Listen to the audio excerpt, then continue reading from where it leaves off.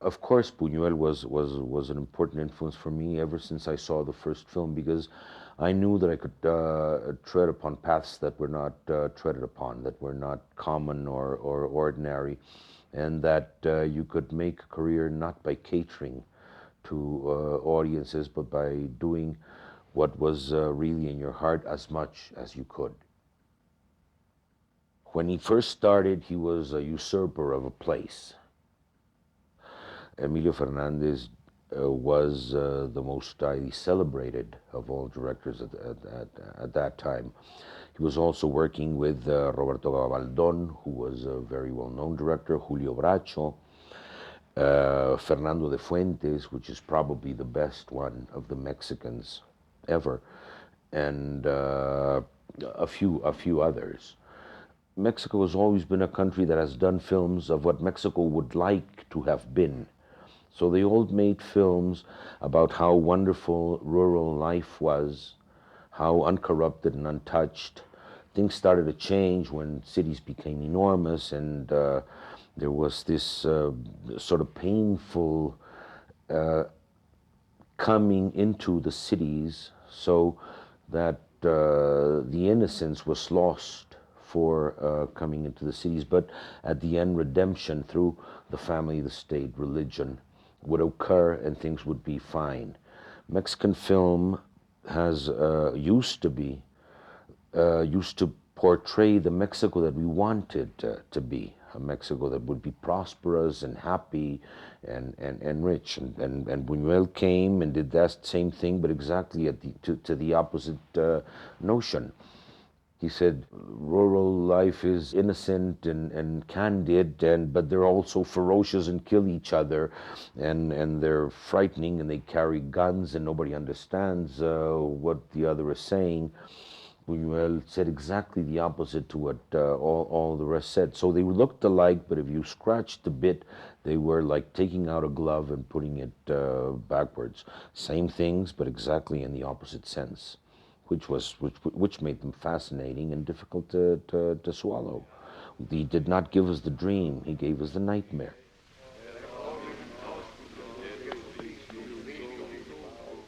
He's the only filmmaker ever to have come to Mexico and became Mexico.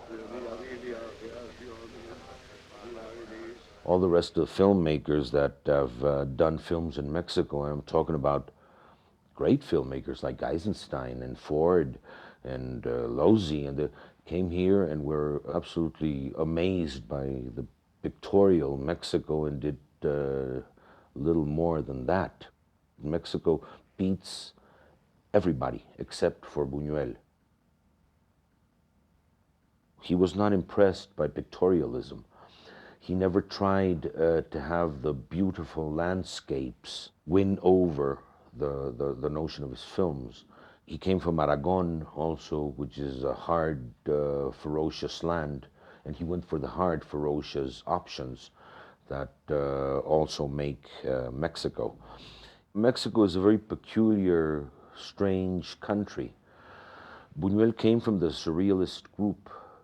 He was looking for things that could only be captured by the unconscious, things that were absurd and delirious.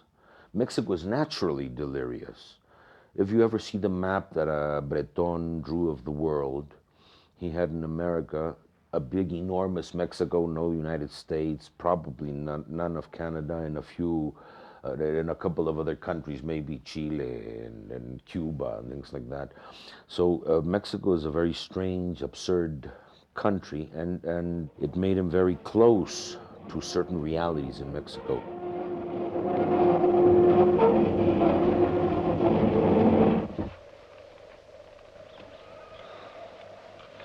Ampárame, Señor.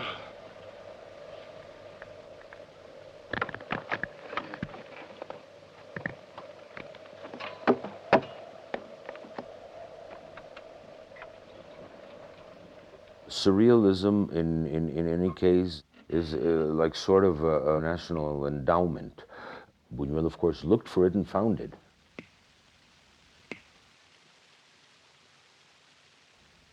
My father took me to the movies quite often, And I thought that films were only the kind of films that my father used to do, which were commercial films that had a captive audience and things like that. One day when I was about 15, he took me to see Nazarin, and that was quite a shock. I then understood at that point that film could be different from what I thought it was, that it could lead to untrodden paths, and that it opened doors that I had never thought were there. So it was quite absolutely fascinating. This gave me the thought that you didn't only go to film just to have a nice time, not a nice time even, to kill time. That you could go into films to be illuminated, and I was really illuminated by that movie. I went to see Buñuel at that time and told him that I wanted to be a film director like him. I was a 15-year-old kid. I remember he shot the door in my face, and he said no. I was quite in awe with the door in my face, but he opened it again and he said, "Come in." So I went into his house.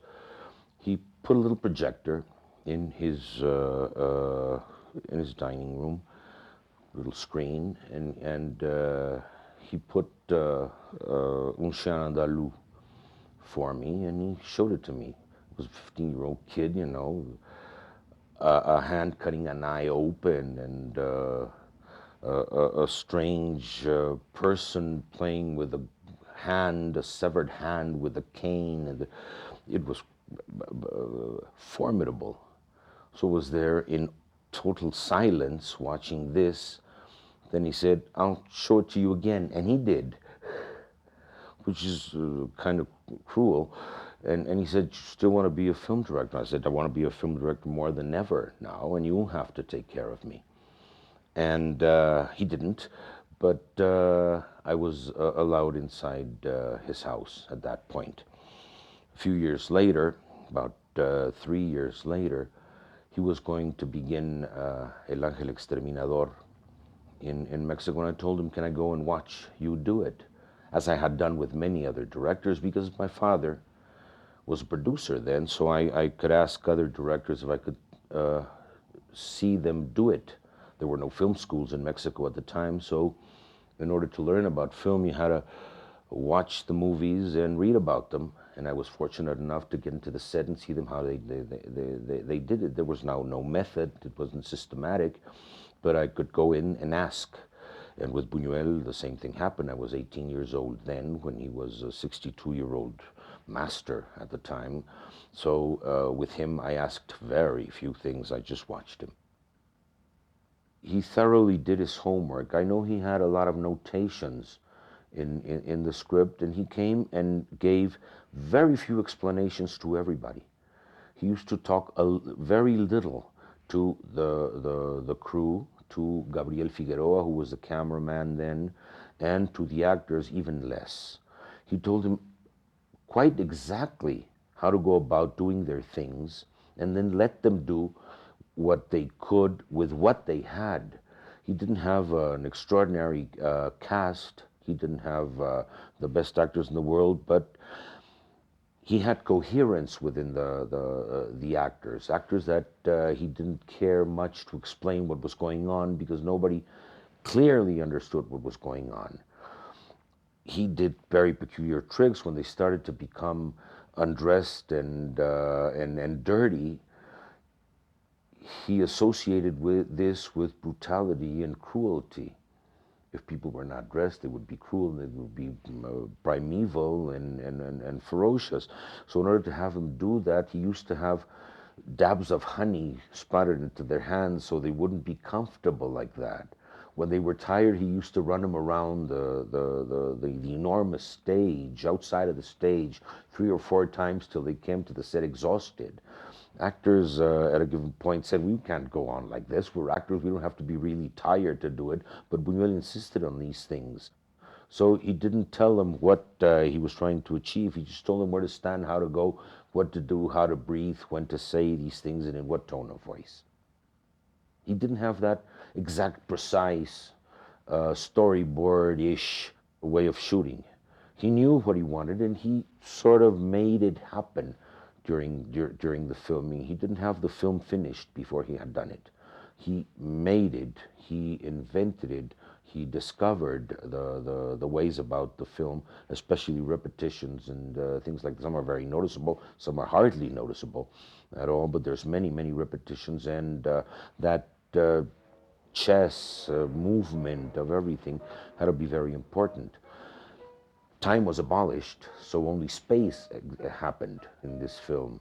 Time is just a circle, and when space becomes time, the thing is solved in order to become muddled again a couple of scenes later. So working this was fundamentally in his head in a couple of notes. He knew it precisely, but nobody else did. The Exterminating Angel was a mystery. It was difficult. Audiences did not flock to see The Exterminating Angel, but it wasn't classified as a film that was against the Mexican bourgeoisie, because the Mexican bourgeoisie is a completely different thing. Like The Exterminating Angel was never thought to be shot in Mexico, I guess. I'm sure that in his Eye of Eyes, Buñuel had London to make this film, and maybe Sweden, Stockholm, somewhere where aristocracy is of course meaningful.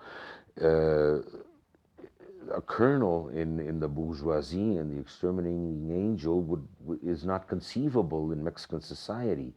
That sort of colonel, you know, an exquisite colonel that would go see Lucia de la Mermur and enjoy it and talk about poetry of the 19th century, is inconceivable.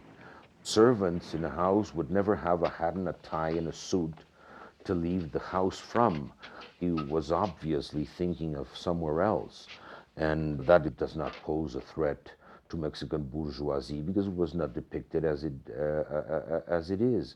Once again, this notion of let's make movies about what we would like to be prevailed, and it was not a threat at all. It was never an enormous success because it was never intended to be an enormous success.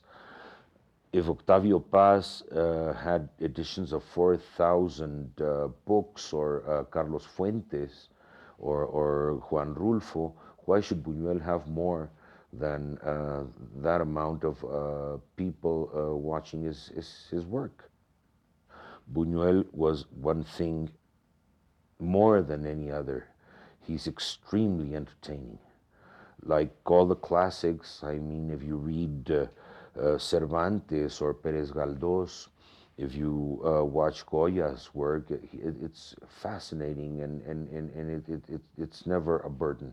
So Buñuel was one thing, and he was never a burdensome director. Buñuel's Mexican period is the most important, no doubt, because first of all, he stopped being French very quickly, even though he thought he was French above and beyond everything else.